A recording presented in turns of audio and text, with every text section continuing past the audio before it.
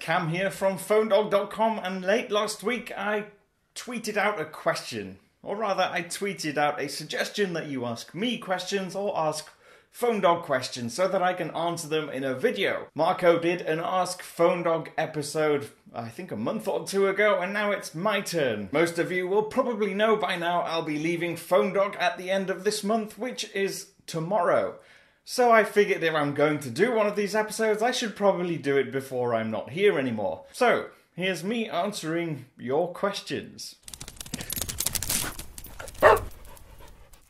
Now, virtually all of these come from our Facebook page. The first question is, will iPhone's physical home button remove? Now, I think this is in reference to the recent rumours that the next iPhone isn't going to have a home button, rather a glass screen covering almost the entire front of the phone with a Touch ID sensor sort of built into the touchscreen. Now, it's important to note we've had these rumours about the home button being removed for years. Back when I was just writing about iPhones, 3-4 years ago, we had rumours about the second generation iPad having its home button removed, or the iPhone 6 not having a home button.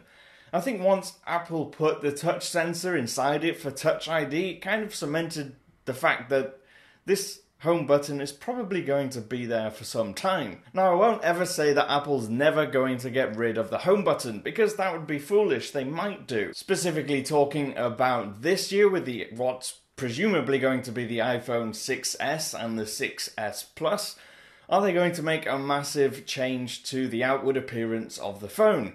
Probably not, but they might do it in 2 years' time when the iPhone 7 or whatever else it's going to be called comes out. But I've been saying that for years, and eventually one year I'm going to be wrong, I think. Or maybe not. Maybe it's here to stay forever.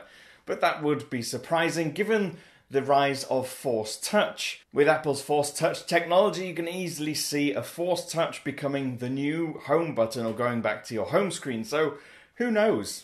What will Android do when they run out of letters? Who knows? Maybe Android 27 will be the first emoji Android. So it'll be Android 27.0 smiley face. And then Android 28.0 will be shrug or winky face or crying with laughter face.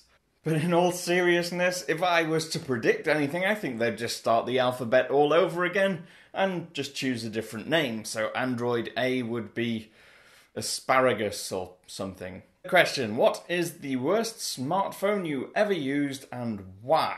The worst smartphones, if I can pluralize it, that I've ever used were the Nokia Symbian devices.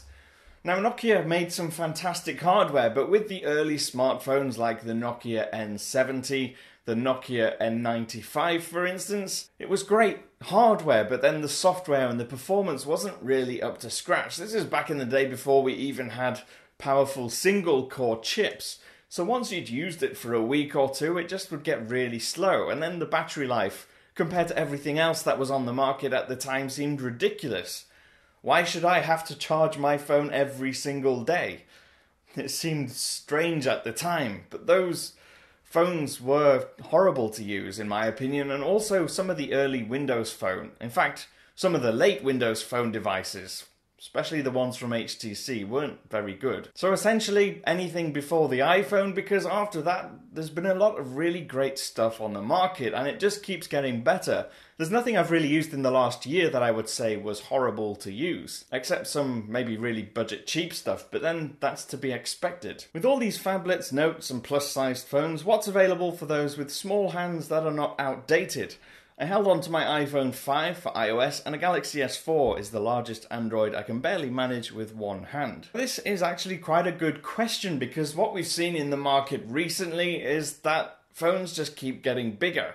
Even smaller versions of phones are big now. In the Android market, it's quite complicated because the best phones are the big phones, and most companies will make smaller phones, but they're really low-end phones, and so you won't get a great performance or great experience from using them. So what I would suggest if you're looking for something that fits comfortably in your hand is something that's ergonomically designed, if that's important to you. So you might find a phone with a big screen, but that you can use easily because of the way it's been designed in terms of its shape and its thinness. So something like the most recent Moto X That feels fantastic in hand, and it has a 4.7-inch screen. There's also really thin phones like the Alcatel One Touch Idol 3, which doesn't cost very much money and is thin, or even something like the LG G3 or LG G4 with a really nice curved back, something that's going to fit in your hand easily. That doesn't mean you have to stretch around the screen all the time. Otherwise, you can go for something like the Sony Xperia Compact Z3 or Z3 Compact, which is essentially a small version of the Z3 that was launched last year. And of course there's the iPhone 6, which may be quite a lot bigger than your iPhone 5, but it's still very, very thin, and so it will feel nice in your hand, and it shouldn't be too difficult to use. Anyway, that's been it from me. As you know, and like I've said already, I am leaving PhoneDog at the end of this month, so if you want to stay in touch, I'm leaving all my social profiles and handles down in that description box down below. I'm at Cam Bunton on Twitter, and I'll see you again soon.